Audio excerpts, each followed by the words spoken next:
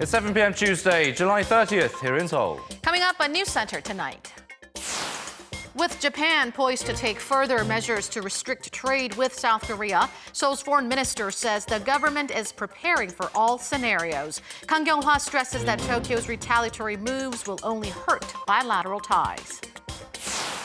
Meanwhile, top diplomats from around the world gather in Bangkok for the ASEAN Regional Forum. Eyes are on whether top officials from Seoul and Tokyo will meet on the sidelines.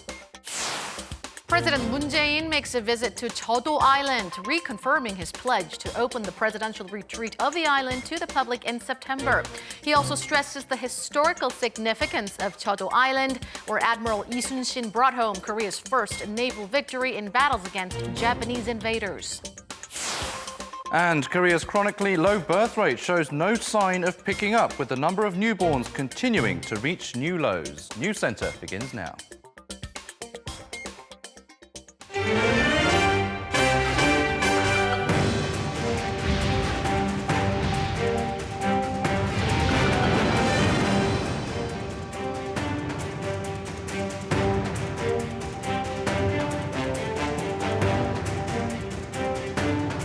Good evening and welcome to Arirang News Center. Live from Seoul, I'm Han Da-eun. And I'm Noah Adam. Thank you as always for joining us this evening. Now, tensions between South Korea and Japan look likely to get worse as Tokyo is poised to take further trade restriction measures against Seoul.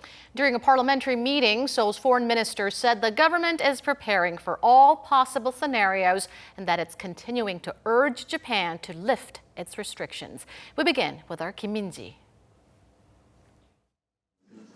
Center of debate at the meeting of the National Assembly's Foreign Affairs and Unification Committee on Tuesday was the South Korean government's response to Japan's export curbs.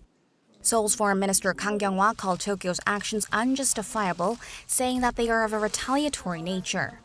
And with Japan likely to remove Seoul from its white list of countries that benefit from minimal trade restrictions, Kang warned that bilateral ties could take a turn for the worse. We are preparing many options, but given the situation, there's a difference between the measures we have revealed and what we have actually prepared. We're taking a lot of things into consideration and are preparing for various scenarios. Kang said the decision will likely be made at a cabinet meeting on Friday, with the move likely to take effect in late August. She added that the South Korean government continues to demand that Japan lift its restrictions and halt its plans to take Seoul off the list, calling for dialogue to resolve the issue diplomatically. Also on the table was a Seoul-Tokyo military intel sharing pact, with some lawmakers questioning whether the government has any plans to scrap the deal. Kang said for now the government intends to keep the pact, called the General Security of Military Information Agreement, but didn't rule out other possibilities. It appears that the government needs to take a strategic approach according to the circumstances in terms of how we deliver our stance. Rival lawmakers in general stressed the need for a stronger response on Seoul's part against Tokyo. They also called on the foreign minister to step up her diplomatic efforts when she goes to Thailand for the ASEAN Regional Forum, where she is expected to meet with her Japanese counterpart. Kang said she plans to highlight the unfairness of Tokyo's move while expressing regret. Kim Min-ji, Arirang News. Foreign ministers from around the world will be gathering in Thailand later this week for the 26th ASEAN Regional Forum and other meetings. Our foreign affairs correspondent Lee Ji-won shares with us what to look out for at this year's event, which could include talks between Korea and Japan. Top diplomats from the 10 ASEAN member states and its 10 dialogue partners, including South Korea and the United States, will be gathering in Thailand this week to discuss politics and security in the region at several ministerial meetings, including the ASEAN Regional Forum. Though not directly a security issue, Tokyo's trade restrictions on Seoul have severely damaged ties between the two countries, and many are watching whether the ministers of both sides will meet on the sidelines of the meetings. Both ministers will be landing in Thailand at around Wednesday noon to get started with their bilateral sit-downs. Fielding questions from the National Assembly's Foreign Affairs and Unification Committee on Tuesday, Minister Kang said there is a high possibility of bilateral meetings with Secretary of State Pompeo, as well as Japan's Foreign Minister Taro Kono, and that they are working on the times. The ministry spokesperson confirmed Kang and Kono's meeting is in the works, along with the schedules for 7 other bilateral talks. And as part of Seoul's continued efforts to highlight the unfairness of Japan's export control measures, Minister Kang is also to relay Seoul's stance at the multinational meetings. She will be attending 5 official meetings, including the ASEAN plus 3 foreign ministers' talk. A foreign affairs official said Seoul's aim is to have its concerns for free trade included in the chair's statements or the outcomes of the talks. But it's not likely to be an easy fight, as the official expects Japan to be pushing its stance as well. It's also unclear if a trilateral meeting between Kang, Kono, and Pompeo will take place. Another point to watch out for is who will be participating from the North Korean side and whether there will be any encounter between Pyongyang and Washington. Expectations were high over a possible foreign ministers' meeting, especially as Ri Yong-woo and Pompeo are heading their respective negotiating teams. But it's been confirmed that the North's top diplomat won't be coming, which has only happened 3 times since the North began participating in the ARF in 2000. While other ambassadors came instead in 2001, 2003, and 2009, it's not yet been confirmed who will be coming from the North this time. And it's not clear if the U.S. delegates will be having any contact with the North. Lee Ji-won, Arirang News. Meanwhile, the Korean government is stepping up efforts to inform the international community of problems associated with Japan's recent export restrictions to South Korea and to reiterate Seoul's stance on the issue. South Korea's Ministry of Foreign Affairs, along with the Ministry of Trade, Industry and Energy, said they've held a briefing on Tuesday for delegates from 28 countries. The Foreign Affairs Ministry stressed Seoul is doing its utmost to prevent the situation from worsening and that Tokyo must refrain from imposing unilateral measures threatening global economy and trade.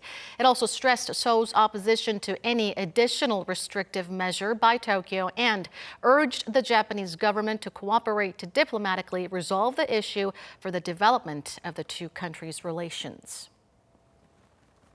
South Koreans are boycotting Japanese products because of the ongoing Seoul-Tokyo trade spat. And now the boycott seems to have spread to the local aviation industry as much fewer Japan flights were booked this July compared to a year earlier. Our Choi Si-young tells us more. According to data released Tuesday by e-commerce company eBay Korea, total sales of flights between South Korea and Japan during the month of this July are down 38% on year. During the same period, flights between South Korea and other countries increased by an average of 23%. One of the reasons for the decline in sales of flights to Japan is the growing boycott by South Koreans of Japanese goods prompted by the two countries' trade row. We originally planned to go to Hokkaido, Japan, but because of the trade row between the two countries and the boycott of Japanese goods, we decided to go to Kota Kinabalu instead. Unless the situation between the two countries improves, I don't plan to visit Japan. On Monday, Korean Air, the country's flagship carrier, announced that it'll suspend flights from Busan to the Japanese city Sapporo starting September 3rd. There's been no official announcement of when or whether the route will be restarted. Korean Air is also considering slashing other routes to Japan or switching to smaller aircraft from mid-August. South Korea's low-cost carriers have already suspended or reduced their flights to Japan. Last week, local low-cost carrier T-Way Air stopped service between Muan and Oita. Another local budget carrier, Air Busan, will stop flights between Daegu and Osaka from September, while EastarJet is suspending flights between Busan and Osaka around the same time. Industry insiders say while the air carriers were planning to cut down on some flights to Japan anyway because they are not profitable, the airlines are also taking into account the boycott of Japanese products by South Koreans. Choi Si-young, Arirang News, Incheon. Warning bells ringing for the Korean economy. According to the Business Sentiment Index, companies were even more pessimistic this month. And the index doesn't yet reflect the concerns brought up by Japan's trade restrictions. Our Kim Da-mi reports. South Korean companies' business sentiment for July fell slightly compared to the previous month. According to the Bank of Korea on Tuesday, the business survey index for all industries recorded 73, down a single point a month. The figure for July is far below 100, meaning there are many more pessimists than optimists on the local economy. By sector, electronics and communication rose 4 points to 83 thanks to a bump in shipments of expensive smartphones and higher demand for IT parts, mainly due to seasonal reasons. However, the automobile sector plunged 7 points to 68 due to falling exports and fewer working days. The business survey index in the non-manufacturing sector for July was 72, down a couple of points from the previous month. Construction slumped to 64, down 2 points from the previous month, and science and technology plummeted 12 points to 75 because of seasonal reasons. The Bank of Korea said Japan's export restrictions did not directly affect sentiment in July. If South Korea does get cut off from Japan's whitelist, that will affect local companies' business sentiment in the near future. For the manufacturing sector, for instance, materials will not be available, which means no production, no sales, no profitability. The outlook is not bright in all aspects. In addition, as the outlook for August also fell by 2 points to 74, experts point to local firms' concerns over falling exports prompted by Tokyo's export curbs. As sentiment is much lower than previous months, experts say the government has to come up with policies to encourage companies to invest and respond more strongly to internal and external risks. Kim Da-mi, Arirang News. South Korea's chronically low birth rate is showing no signs of picking up, with the number of newborns continuing to reach record lows. Son Kyung has the latest figures. According to Statistics Korea, the number of babies born this May came to 25,300, a decline on year of 9.6%. The on-year figure has been going down for 38 straight months, and May was the lowest figure for the month since the data was first collected in 1981. In terms of the number of newborns per 1,000 people, the figure in May was just 5.8. This is the first time the figure has gone below 6 per 1,000 since it was first compiled in 2000. This has prompted a number of big conglomerates to encourage their male employees to take paternity leave. And taking the lead is SK Group. Its subsidiary SK Innovation from this Monday is allowing new dads 10 days of leave with pay. Until now, they've gotten 3 days of paid leave and 2 days of unpaid leave. Chipmaker SK Hynix has also expanded paternity leave to 10 days from the previous 3 days starting from July 4th.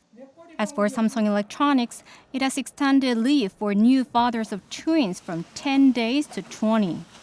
The law requires companies to grant men 3 days of paid leave when their spouses give birth, and at the same time, an increasing number of Korean companies, especially conglomerates, are encouraging their workers to exercise their rights as a parent.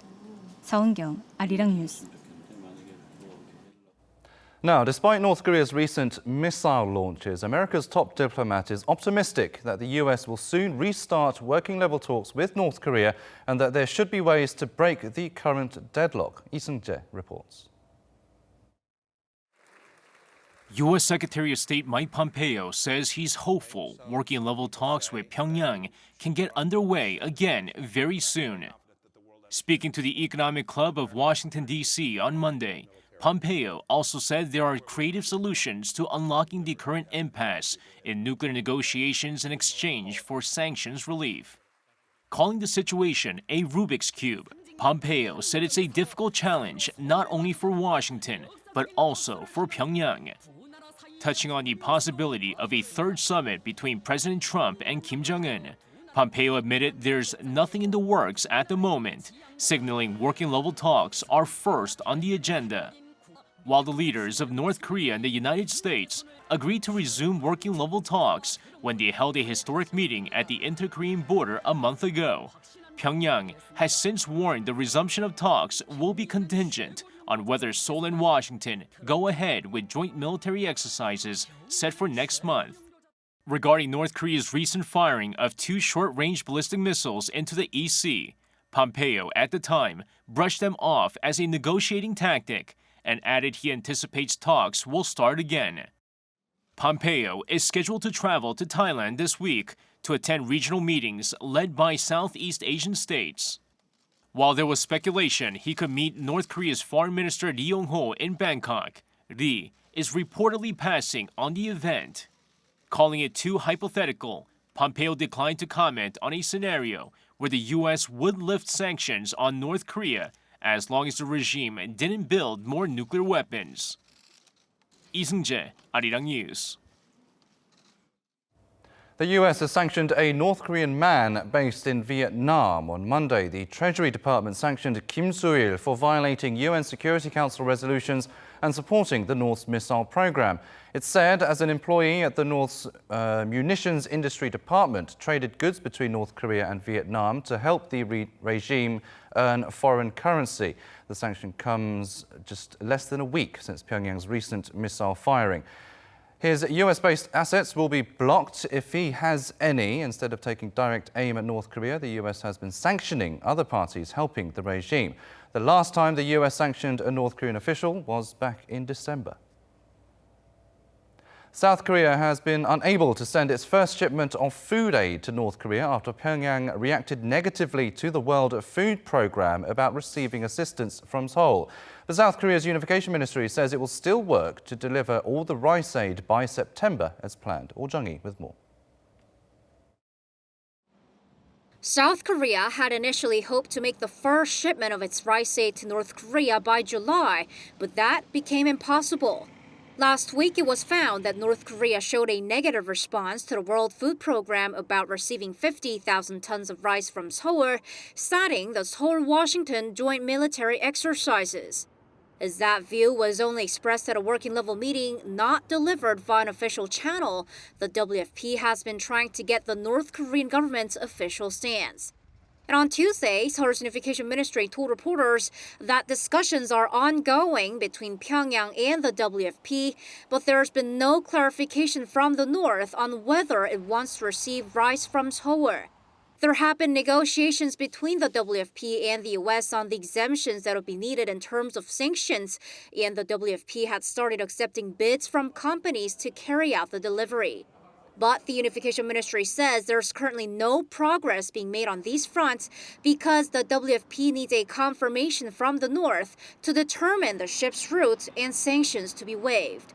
In light of the North's worst food crisis in 10 years, Seoul had planned to provide 50,000 tons of rice to North Korea by September this year and hoped to make the first shipment in July. It is the first rice aid to be sent from the south to the north in 9 years. Seoul's Unification Ministry says, though it wasn't able to send the first shipment in July, it'll still aim to deliver 50,000 tons of rice by September and hopes the discussions between the North and the WFP go smoothly. Oh Jung-hee, Arirang News. 2 months have passed since a tourist boat sank in Budapest, Hungary, killing more than 24 Koreans on board. One is still unaccounted for, but having concluded its search, the South Korean response team has returned home. Our Park Hee-jun with the latest. The South Korean emergency response team has returned home after wrapping up their rescue operations in Hungary, where they were searching for the victims of the tragic boat accident on the Danube. The 12 rescuers of the 2nd Division arrived at Incheon International Airport on Tuesday. They were dispatched to the site on June 24th and conducted a 2-month search for the victims of the tragedy in May that left 25 Koreans dead and 1 missing. The Hungarian team will continue their search for the 1 South Korean still unaccounted for until August 19th. And when that's concluded, the Hungarian police will continue operations around the site at a normal level. Meanwhile, Hungary's top court has made a non-binding ruling that the decisions by lower courts to release on bail the captain of the cruise ship involved in the crash were unlawful, and the courts had no grounds to free him on bail. The captain, identified only as Yuri C., is a Ukrainian captain of Viking Sigyn, which collided with the sightseeing boat carrying the South Koreans. The courier acknowledged that the prosecutor's arguments on the risks of flight or evidence tampering were justifiable. This could lead to a new motion by prosecutors to detain him. The captain is currently back in police custody on separate suspicions. According to a statement from Budapest police on Monday local time, he's being interrogated over suspicions that he failed to provide assistance after the tragedy. But the police can only hold him for up to 72 hours unless he is charged.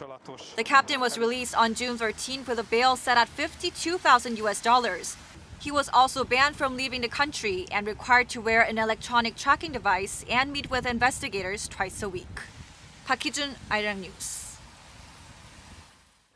President Moon Jae-in says the small southern island of Jeo-do, once actively used by Korean presidents as a summer home, will soon be open to the public.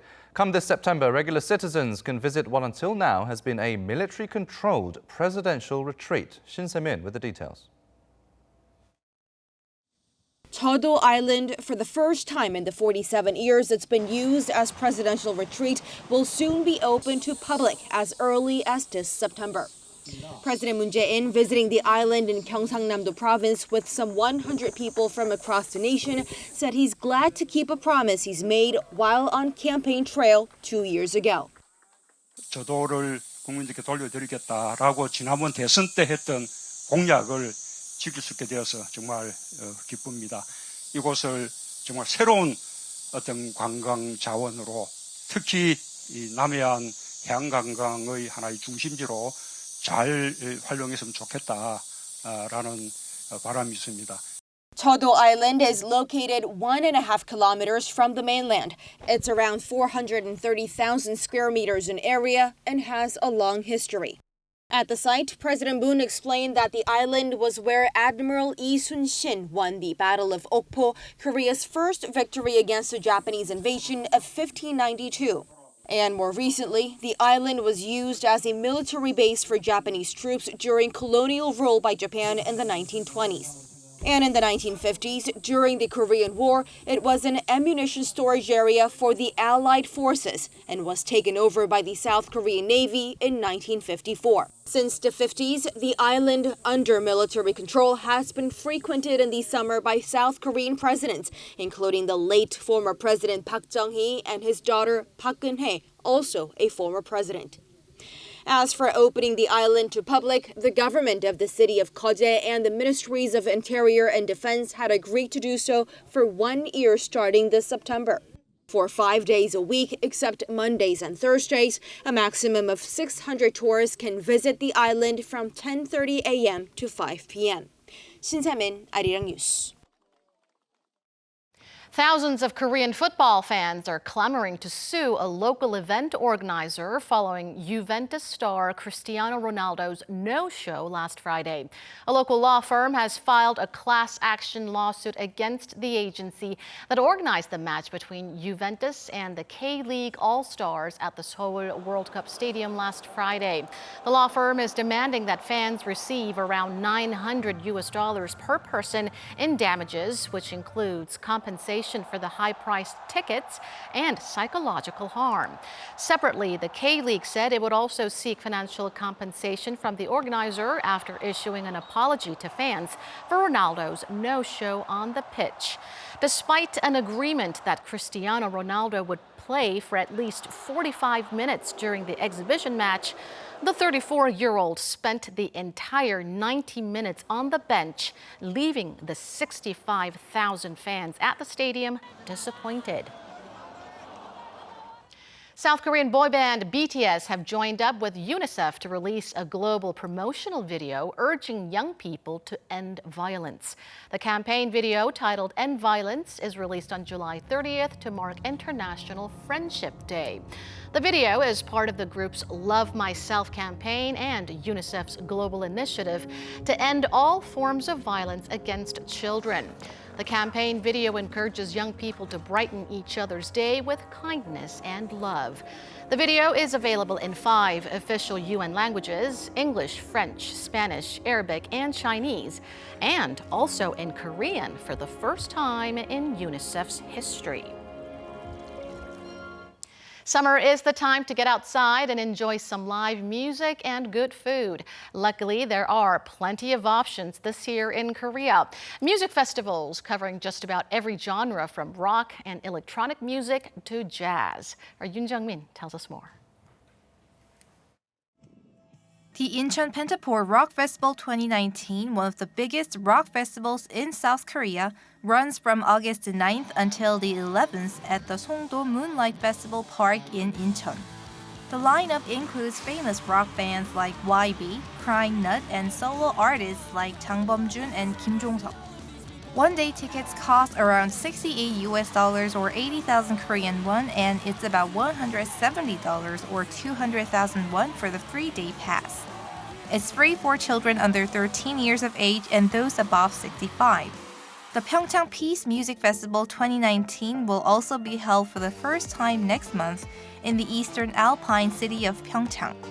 The Gangwon Rock Festival is another music festival that is making its debut this year, also taking place in August in Inje, Gangwon-do Province. For the Pyeongchang Music Festival, the organizers are offering discounts for people who show receipts on purchases they made in the Pyeongchang area to boost the local economy. The Gangwon Rock Festival offers discounts for locals, teenagers, the elderly, and more. These are just a few of the many upcoming music festivals being held nationwide, including those on Jeju Island and the country's southwestern city of Jeonju. There are also festivals in the southern city of Gwangju's Asian Culture Center and more in the suburbs Incheon and Paju. For more information and updates, the organizers are advising people to check out their websites, which provide more details on the lineups, ticket prices, the venues, and much more. Yoon Jung-min, Arirang News.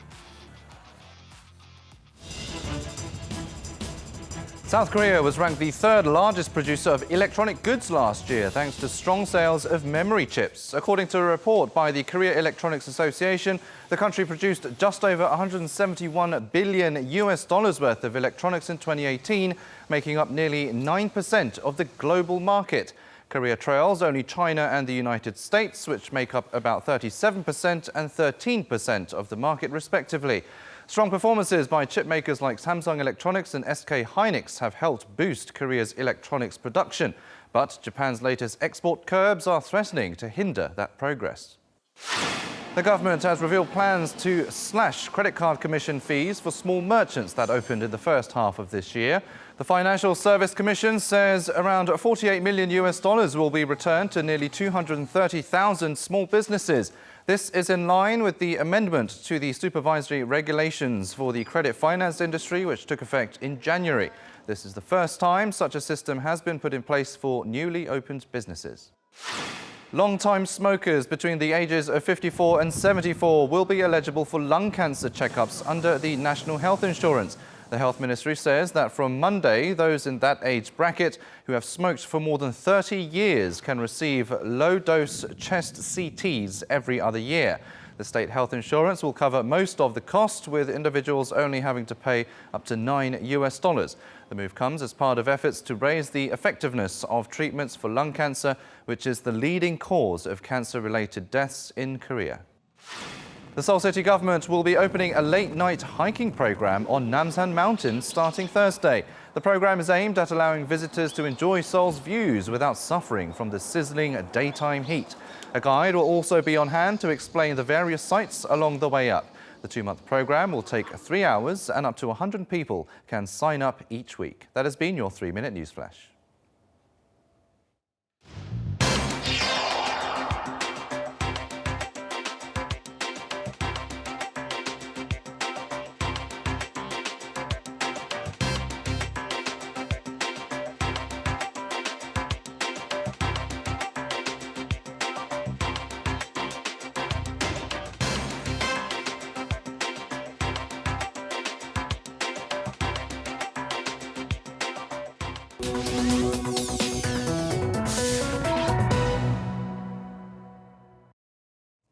It's now time to take a look at some of Arirang's digital media content. And Onion News is back, taking a look at the top trending stories.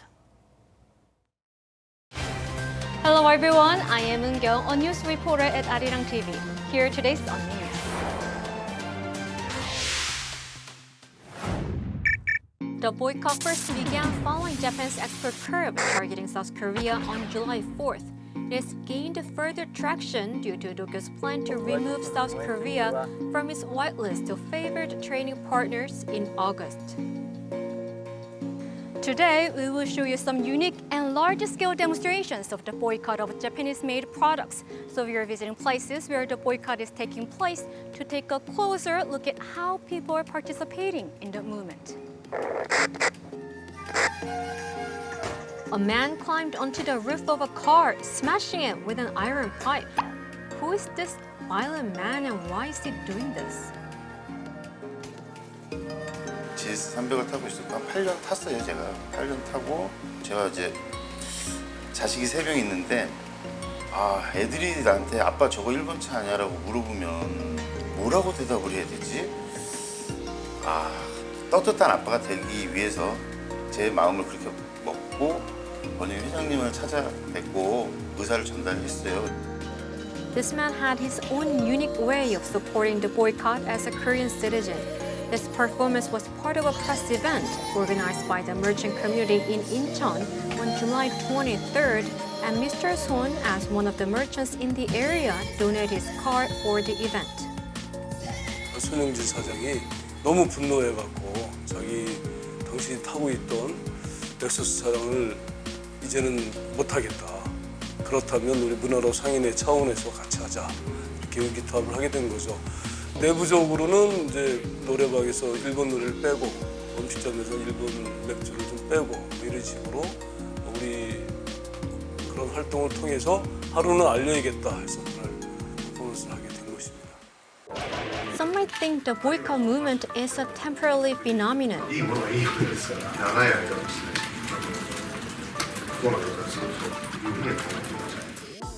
But it's still ongoing almost every corner of the country.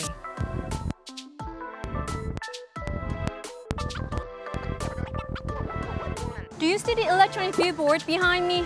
It's a huge display that catches the eyes of thousands of drivers and pedestrians on a daily basis.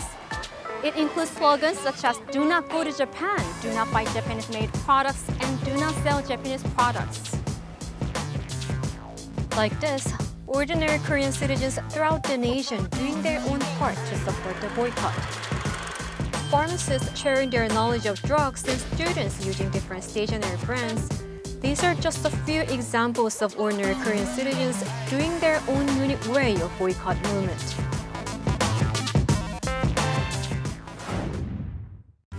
That's it for today, and if you like this video, please don't forget to subscribe and leave your comments below. I'll see you around. Bye-bye!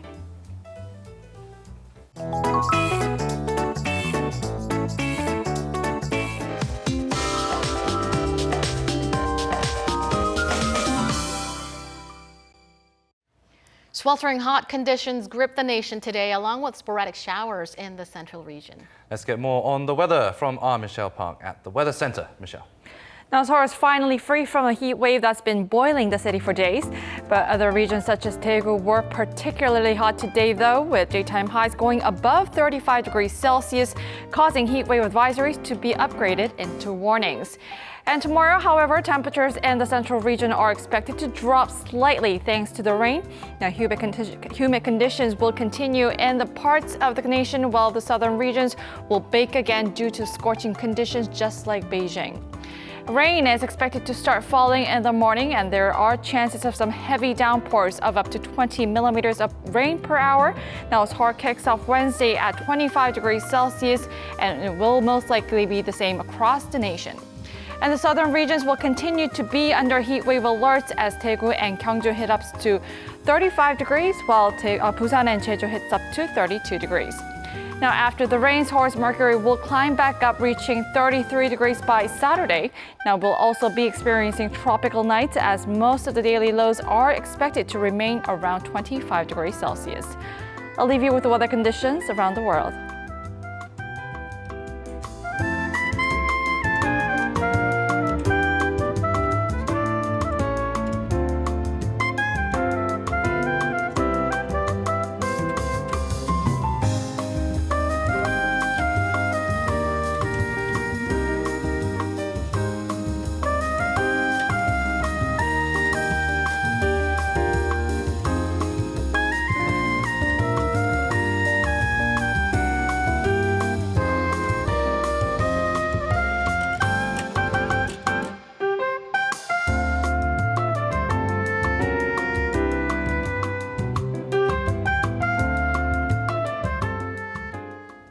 That will wrap it up for this edition of Arirang News. Thank you as always for watching. News in Depth is next.